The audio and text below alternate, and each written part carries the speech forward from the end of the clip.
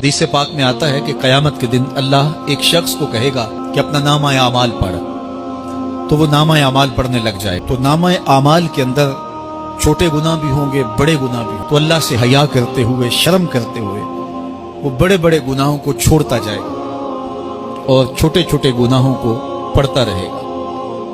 जब वो सारे गुनाह पढ़ चुकेगा और किताब खत्म होगी तो अल्लाह ताला उससे फरमाएगा, मेरे बंदे, तूने ये जितने गुनाह पढ़े हैं मैंने सबको बदल के नेकियों में तब्दील कर दिया। तो बंदा कहेगा, अल्लाह, अभी तो मेरे बड़े बड़े गुनाह रहते हैं जो मैंने पढ़े ही नहीं। तो पहले वो बड़े बड़े गुनाह छोड़े जा रहा था, लेकिन जब अल्लाह फरमाएगा कि मैं तेरे गुनाहों को बदल के नेकियों में तब्दील कर दिया, वो कहेगा, अभी तो बड़े बड़े गुनाह रहते हैं जो मैंने अभी पढ़े ही नहीं। तो जब कोई बंदा उसके हुजूर तौबा करता है, अल्लाह ये नहीं देखता इसने गुनाह कितने किए हैं, ये देखता है बंदा आया मेरी चौखट पे है, तो अल्लाह उसके पिछले सारे गुनाह माफ फरमाता है।